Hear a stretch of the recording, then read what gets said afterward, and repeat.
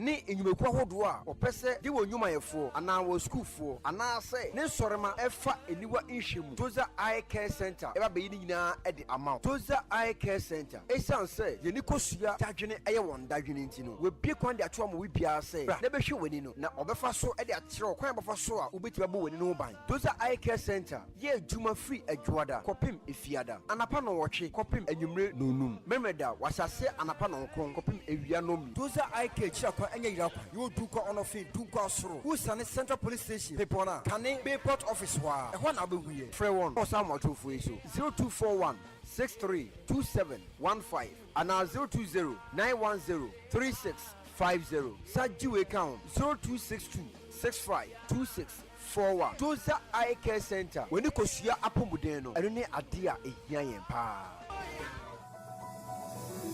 Information Center sahodo a efa kase yiye Asumdwe Information Center den Trajaman Nyamiakwa Information Center den Trajumem Porvi Fashion wasata say IBM filling station at Echem Casablanca City Park by Free Tremekrum Winner Sport Kadadrin Kokomu Omaikwaso Information Center Inform Jakesem Information Center Dunkwa Jakesem Messiah Information Center Oxford Barrier Information Center Gallery Information Center Kwajokwa Apia Ena Abosomai Local Radio so ewo info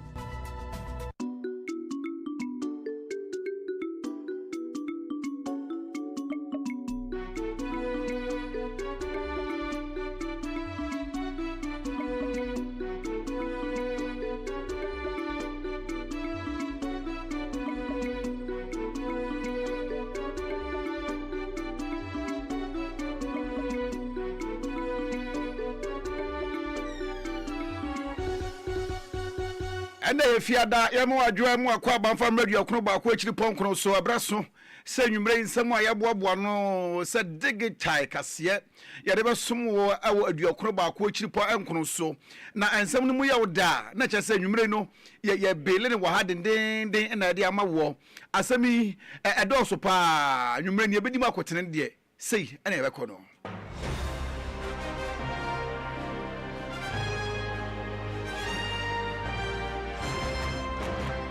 Kazie yebedi kan akọ wonim se nyame adom wo kira yadofo da ye giresi ho se ye di adofo da wa ho na kopie mu agana fo akasa dunkwafo akasa denchama akasa se ayo hye se o se advice day nudu a obi cha wade ana emunsem aye deja e wa ha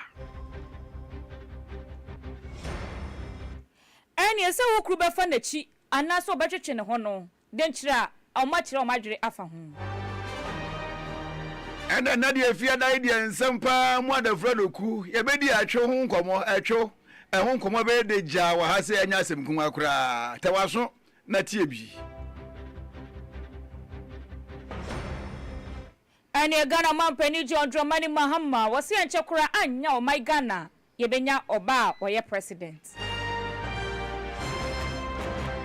na wasanzu jina so kasa biem se ye hwe ye man no kwan emma no ye mo kwan we emma sem kakra ye mo kwan na we no so ahin ye ni omodea enti emma na sem eso ha ye bedi ma sem kakra e wokase yi mu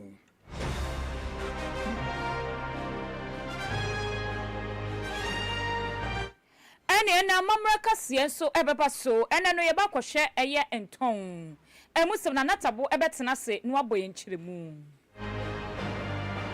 ana de obefilie bekwa mo no ne na gidi amount ne so ne akotie ne ekoso ho omodeda na ba se eda we die ye eno ana ye beto aba ye yi mampani amobedi oman ne so we ni nsema wudo bebre na nwumre yi ye si ne koso ne ye de brewo na eba ne sa na odi aseda ne bi e de ama yesofo adam se odi akọ Facebook ne so we no denchama radio ha Facebook odi fa ye ko hobra sisi a enkomna Denchama radio eduoko ba kwa chiri ponkro no Facebook ena Denchama TV ni YouTube sanso ena X ni Denchama 1 Morning Ghana ni Denchama radio eduoko ba kwa chiri po enkono website no ensebe ekoso my Ghana mu de ka ni fiti anape ya bepem sam radio ni nyina ya poto no poto kasemu a yɛde agogo yɛ website wɔ na woba ɛyɛ yɛse ha yɛ apa de nkyɛpɔ yɛ mensim yɛ sɛ dunko asase so a ɔmo ɛ na ɔmo nsa so a na kyɛ sɛ na ɔmo so nkɔfoɔ ate yɛn ka ɛwɔ de nkyɛpatam yɛ nyinaa anie dwe nipa information center ɛwɔ de nkyɛpisem kpk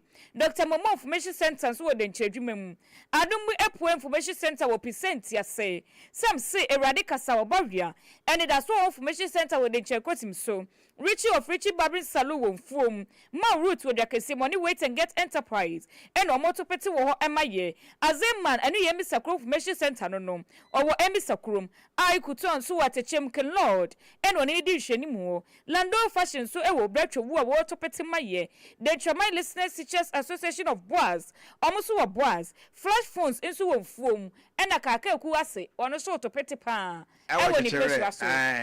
Opia mensa bra pado no na do hwe ba ku wei enyimaku awudo bebre na to do hwe ne ba kwa ma se mebeka se mfa ma mighty mo chika ho kenabi JSB Farmer Depot Hills Ali Jolie Ebenezer Unique Ventures eka ho Denchema Rural Bank Vigo Target Electricals Cements agan no omota echi na Santa Maria Medical and Diagnostic Center omoso to do hwe ne ba kwa ma enwumre yi benu ani abeka se dia ma wo meme de ekoba Alhassan Jesse Kakeku. And you will minimum of us fange. Mame, Amma, Adua, I have your idea from Hajia Bintu. Yo, Cassadin Chemu at Waswamo.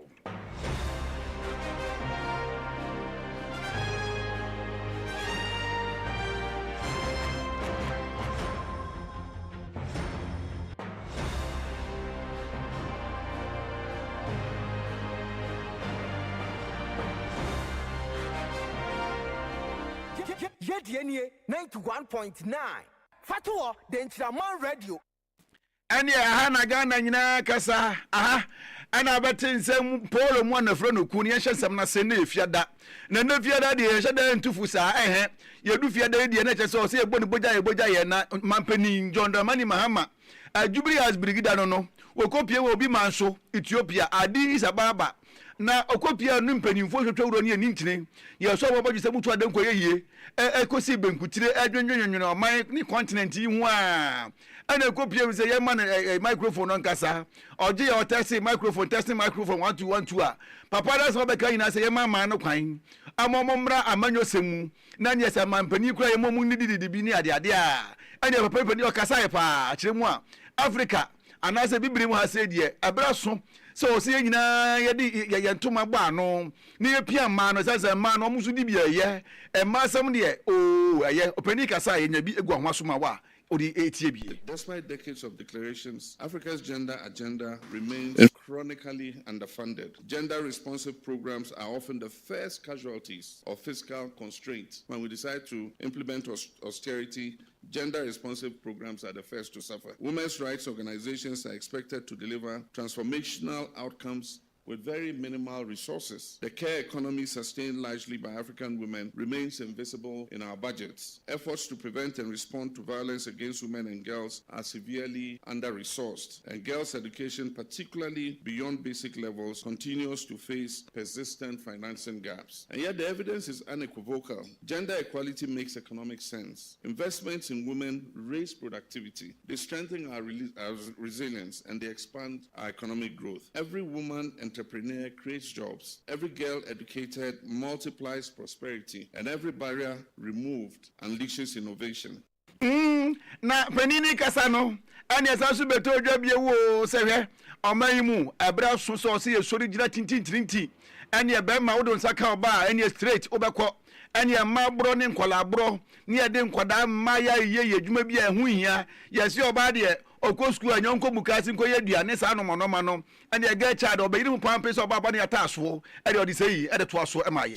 And in February 2020 has no place in our societies. In February 2025, this assembly adopted the African Union Convention on Ending Violence Against Women and Girls, a historic step, and yet progress has been slow. Ghana has signed the convention, and we've initiated steps to ratify. This session of our parliament is going to ratify the convention. And I urge all member states to sign and ratify this convention before the end of 2026. Violence against women and girls is not only a moral outrage, it is an economic catastrophe costing Africa billions annually in healthcare, lost productivity, and justice expenditures, while devastating families and communities. Ratification of this convention initiated steps to ratify this session of our parliament is going to ratify the convention. And I urge all member states to sign and ratify this convention before the end of 2026. Violence against women and girls is not only a moral outrage, it is an economic catastrophe costing Africa billions annually in healthcare, lost productivity, and justice expenditures, while devastating families and communities. Ratification of this convention is a clear declaration that violence against women has no place in our societies. Now was some kwaya mu eka ho na Ghana mampani John Mahama say wo mai Ghana enchakura ebenya wo ba che so obeyo mampani wo mai Ghana mu eno no woche so na mamu wo de maka ho person say wo hwe na be de eche kura yo ba eno ni Professor Nana Jane eye agiman opoku wo se ba mi eye oba pa na so ponom wabomode afa na bata no ho obetubia be sense wo ye ma ni didie say wo mu didie say omuso betumi aboa ma omai Ghana so akoso ase we no odi omuka ho sa na ama kwan na man so edibidibre bu omai Ghana mu ano wose economy no ekona nimpa o champion for gender and development issues and champion for African Union financial institutions. I'm working to place gender equality at the center of governance, economic planning and social policy. Ghana has achieved historic milestones, including, as our foreign minister said, the election for the first time of our first female vice president, an unprecedented representation of women across government, the judiciary, and other national institutions. I'm confident that sooner rather than later, a woman will occupy the highest office of president in Ghana. As African Union champion for gender and development issues and champion for African Union financial institutions, I'm working to place gender equality at the center of governance, economic planning and social policy. Ghana has achieved historic milestones, including, as our foreign minister said, the election for the first time of our first female vice president, an unprecedented representation of women across government, the judiciary, and other national institutions. I'm confident that sooner rather than later, a woman will occupy the highest office of president in Ghana. Ghana mampani John Mahama. And ye every behind his way na yemrafie na oswafo no hwe amanyose we nyamanyose oswafo no ohwe amanone nsem so Samuel Okujeto Blakwa ade asemya betudwa se ana nsenya ana John Dramani Mahama kopie mu Zambia ne montre so ani okọ papa afa fugu ahede jese wekunku ade nan bema tingram wanwie dwa no na ne osifri premu na ma baba no jese okọ ade koche ya Zambia for say president ne Shabraus ani ya casket na ka ya skate blouse ensem we betudwa ma ye deja ayompo wo tintan no so ani John Dramani Mahama kwad na no betum bi ebechirechim se we Ghana afade ani amamna ni amane ne ana oda na die ani efurugu beje ne ho ntre ha ne ntitride ewon tintan ne so na wei ama yewura Samuel Okujeto Blakwa ade abetudwa se enche bia obani musumi da besumi ye beye kente ani fugu trade ewa Zambia na ye beta ata omo akopem se omo akasa befunu omo enti ni nyina ye nkomo a Samuel Okujeto Blakwa ade aba se ye beton ya mamra ne amane ye ade akire omo enti obani musumi da besim no wanfada na amade na wiebe enko wieye de na fugu ani kente trade no akoso ewa Zambia yenti Okujeto Blakwa. We are going to Zambia next month for a Fugu and Kente trade exhibition because there's so much high demand. My counterpart keeps calling me, where can we find the Fugu? Where can we? We connected them to some delivery companies, but they say that the quantity. So we're going to have a huge trade fair. They've given us their biggest trade exhibition center, and that's where we are going to do the Fugu and Kente exhibition. And I think that the momentum is very good internationally. So I've instructed all our ambassadors and high commissions that with the coming National Day celebrations, the 6th of March, they should all organize organize a Fugu and Kente fair so that this international momentum, we can all ride on it positively. It's good for economic diplomacy. We should promote made in Ghana, and let's expose our fabrics and our beautiful, cultures to other people. So it's a very good time, very good, and all of this is marketing Ghana and showing the beauty of Ghana. So, enti also for here amana nsam so Samuel Kuyota Blakwa ana wasane nsane nyina hu ade egu amaye no. Na Ghana mampani John Dramani Mahama wa Zambia no. Na o mai Ghana mu na nimpelifo na twen se obeba. Na cocoa price no omodi hu nkomo. Ampa papa ibedu yi no energy so omodi hu nkomo abomade akonvensi na. Say the Andra day wa no so for hwe sika sem so mai Ghana mu. Woni mnyamfo kasio atoba forcing. Enam central for ni so ede o ene o mai Ghana nyina eretwe nkomo na wo kire say. Cocoa price say yati to say hum. Ne nyina no say o mai na say dwama so no. Eyade o mo so de no o mate so. Enti akoba say oye aban ede wo dada na ban sa no wo to de dia. Ebe ha dwepa. Eno nam so na che say iska o mode to eye per bag ni say 2587. Enya nkofo kasa pa enya goro obi oye koko farm obi oye koko farm mu nyina kasa. Ene den su de nchaman ahasai. Ye bomode ati ugu montre so ye ko ye dunkwa kurom ne ekobu sai so. Ma mo ye koko akuafo yi. Asemi ba e muso mo se asemo de adwin wan ti ase say a. Edwa ma so mate su ti ase mo te so ade mu ni ska mo de beto. Enti o se mo te so no mo se da bia nti ase. Esan se aban bebra ba twem na so mu ni nada no.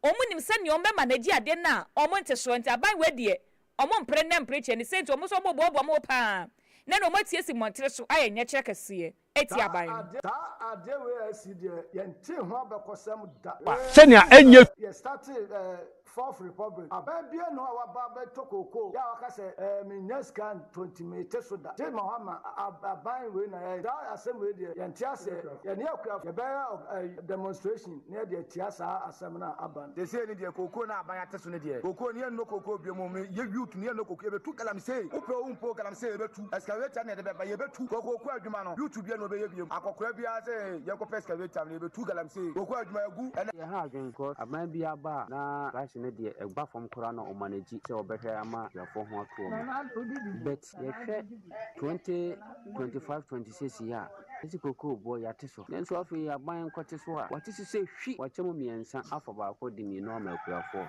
we ye hawa akuafo ye dwene ho a ebro adwene ntiase so akuafo ye tema mu bibia yesika na ye bibia kwan etua adwumayefo ka na betuma ko ba se aban so wate koko so wate se hwim achemo miensa afa ba kwa ma yemienu ekese esisi na aba na esisi ye anti woye kwakwakuafo no bi omo apa de ntrepo ye masrim ya sei ena de ntrema kase ye ti monte so ye no mkodetwe enkomo no ene ye ngoswa na ye nyina koko nsansemu ene ye kwanto asosuku ne wone a asa wonte brofo papa ya wachiche wo ho no koko o se kaukau ene apoto biblia se apoto bible ne nyina no ka hu bi na so na koko nsansemu na pe national agenda dwumedie so ene beti adwa kase mu ba ma tentengra nwanwie dwa no ba ma boada aya chief justice opo mensa kujo oto ahoma tenten ene oto ahoma na kofra yi Rudolph amakoja mpa anape otu da ba yo hu ene otu just na nefunu so chair manager kakra bi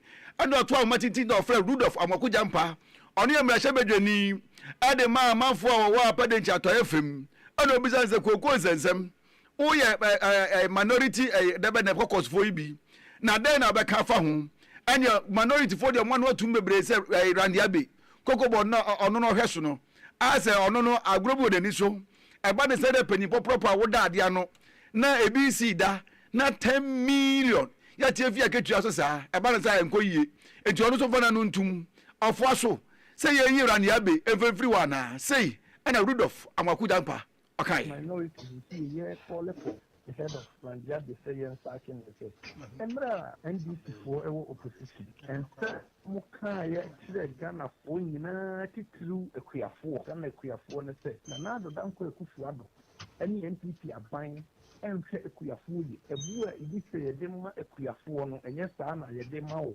na NDC Omobema Ekuyafu atede, Ombema Ekuyafu ediye, na Nidiye no, NSA, NPP eba yana uku bag baku, ye tono 475 Ghana cedis, and na ni abia nanado danko kufuwa ni NPP abaya baba 2 years. Na nanado danko kufuwa say, Coco, Ekuyafu ebre, Oma ye Kuyajuma ebre, and the Coco no 3,100 Ghana cedis. The price over 2,000 last, and the Yababa 2. Me name no Prandi Abbey, any for John Dramani Mahama, and this is what the Yanadu, a year man, was to see Ekuyafu. Name of Momo Yomoba, Omo raise Coco 3,000, and they years for 4 good months. You Pia Ekuyafuka, Ekuyafu is to Coco Ekuyafu is to say in Chia Omoka, Etimuntia Omoka, and I know no Mako emergency cabinet. Me and him said, Dear Moko farmers will be a ban no matter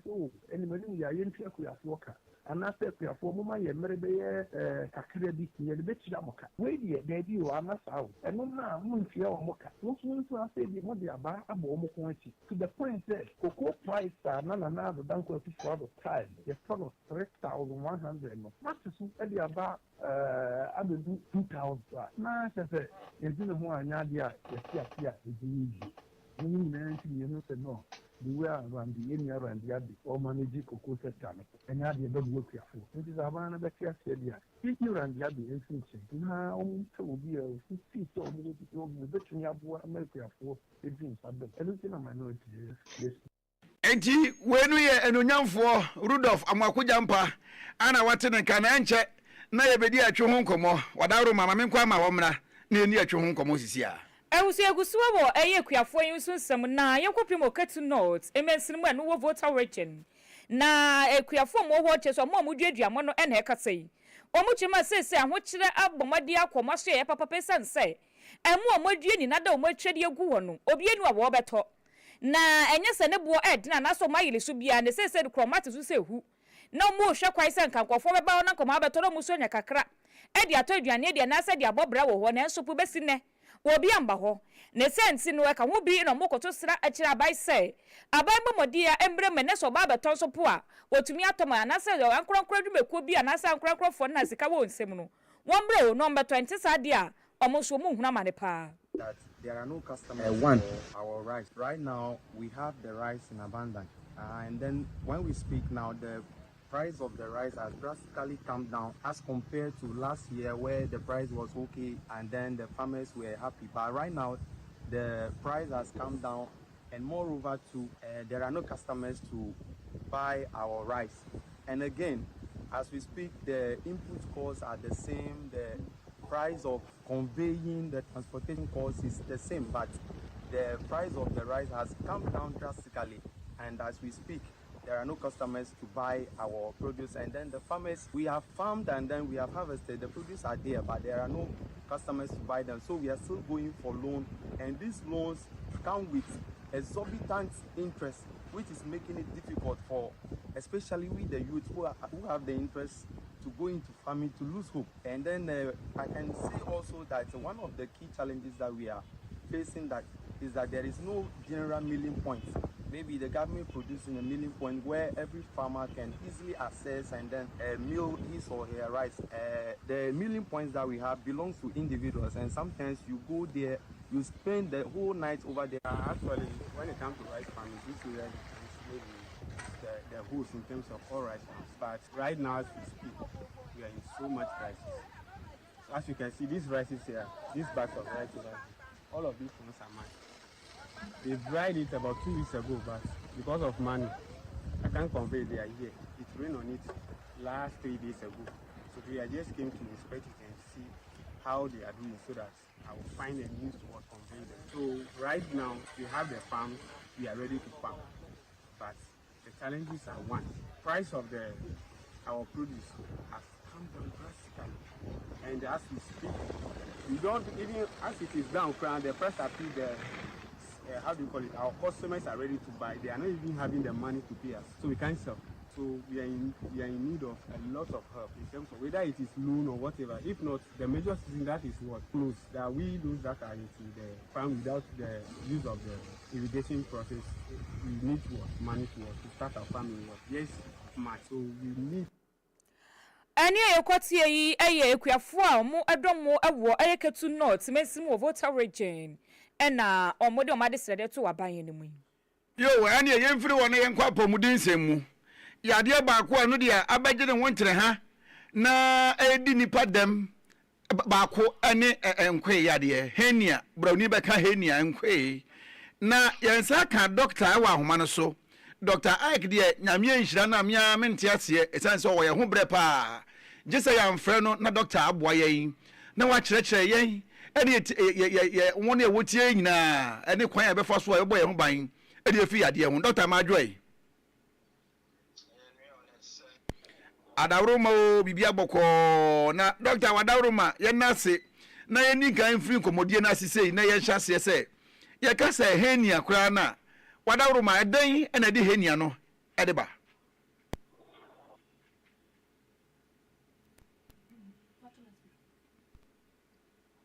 Dr. Otemeka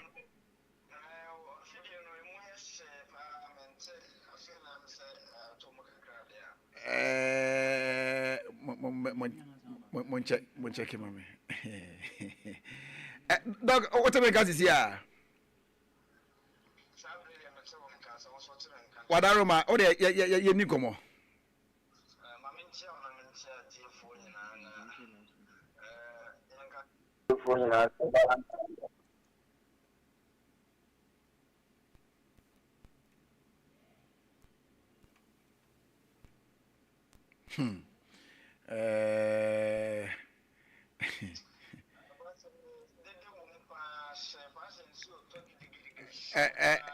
my son for Dr. View, my son for Dr. View, my son for Dr. View. I was here for Yeguso. Yeah, you hear him say, yeah, it was a better Dr. View. Na yehunu akwan ya be faso a ye de yenkomodie ne be faso technicians ne mo ya kakra na anze ahoma no entumi nyina so papa bi asa na yeguso twa doctor die mama ma we bi na goto aduane di sisi a mighty munch and I make for the amount say open loaded fries and your jollof rice indomie fried rice mutuo ampesie a rice and stew ni nyina no mighty munch adawroma o ma ebie di ama bibia na aye kama pa open ye kira kwan a mama he say doctor ba mama doctor ba choti menka ave ye ni nkomo edan na ede atwoya de yi ede ba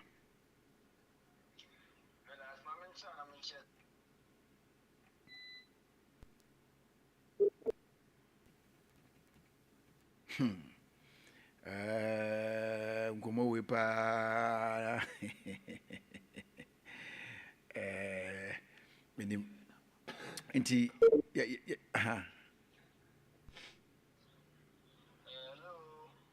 Doctor asa ya homa no ebubu ni mu pa ti yeguso ye toato ahoma ni ye na ya ye yi Doctor me tewon ka o de ye ni komo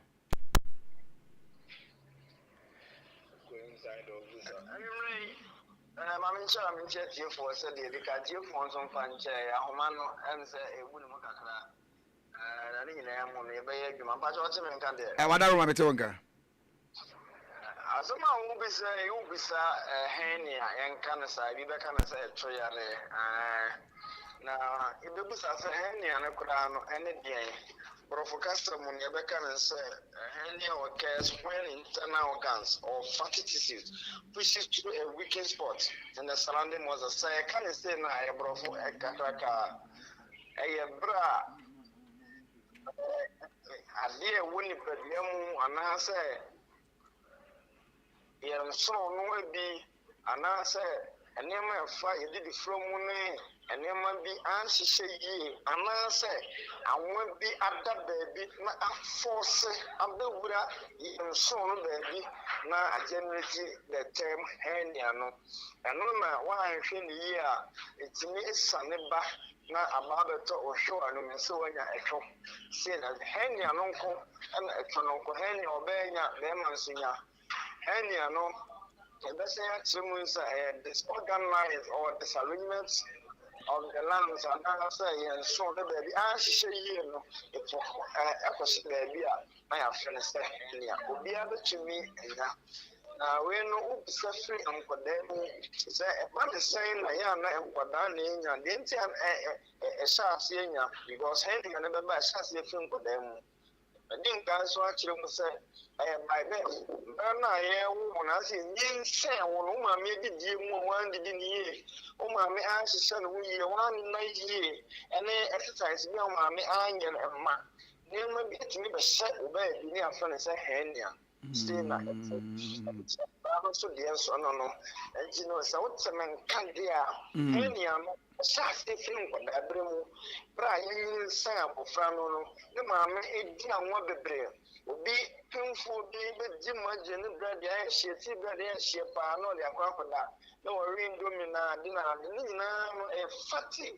There's a super baby who saw a generator, then I never say, Hania, because in your blood are found, and the young fat, a tip on one side, you must say. Adebia moja from beyond any and the Aquasha was a moja found one because I see about and Quan was only there and Jibby, Unumun, say, give me a give you a secure oxygen. Even out carbon or than any son of Benma, Sabia, on talking my so in echo. And you know, aha, saying so beside me fast now. Doctor bi to aso na mami misa say ye besida ni ehunu say henia no wonya bi. Well, the causes that your weekends can present by birth, developing later.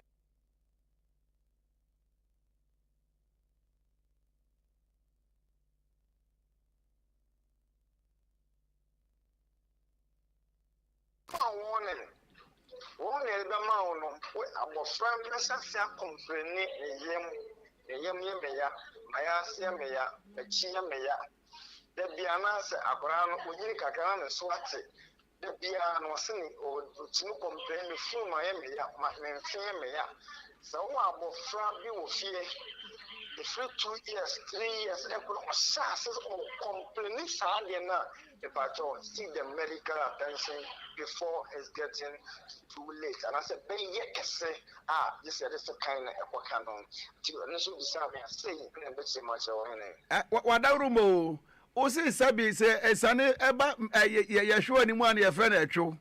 Now, and Sania mem, Nanam Nipaduani baby, I would be at the friend Anna. I don't know, I come in here, be a chief one, say a poor bar one, now or mountain this body. A poor bar one, I say, a body. The body I can hold. Yeah, and the body I can hold, the need down nearby. And I say, I come and see, oh, but then my dear, I know a packages, you gave me not a young no, me, not what baby. I was come and say, a bar, a movie. And he said, not what the baby are. Now I don't know home and I was on my day at all. But yeah, you see, okay. More now. Yeah, we know me and I the baby, and for the now ring but she only paracetamol. Oh, fuck, all day, I read, so we are pains and numbers are getting in it. And you are to me, I'm the beer. I got it. This is now not only someone so blocked, but to me, you can't have to me. Young fat and no say I get almost our name. Now, Doctor, what I don't know, you say, I was a saneba. Na your friend at Chua, you say, Uni Bibia, ya, this is your coyo pray. I don't know, crab and a woman. No, crab woman, I can't say a visible project in the drawing on Umbrica area. Why I saw one and the didn't come. Said you can't say visible, say, the whole woman's account. Why I say, or grand one of these, or told that nice, says, don't I say. The two shall in the two shall say, dear, and see, yes, surgery, yes, for the amount. If you don't make us say, you drove it to me, and any problem won't mend out, because by a name faster kind be more also for me. You do not know, we should mend out, but school to do a marco, Juma, my Bedrus have been experience in the Bedrus. Yana a year surgery, and they are more between every Wadaruma, meaning say, Oben is at the name of the Indian Comoe. Say, Meto Yahoo, ye will be able to mediate to us here, and I then again, ye, Nancy and Hoquine. I'm not told you on Breaker area on who say one night, now doctor, go and see you a doctor. We are on doctor was also this name Jennifer Bear 50,000 or my clients, who friend my doctor, the makers will be to Marcia. Cohuno, Cochino,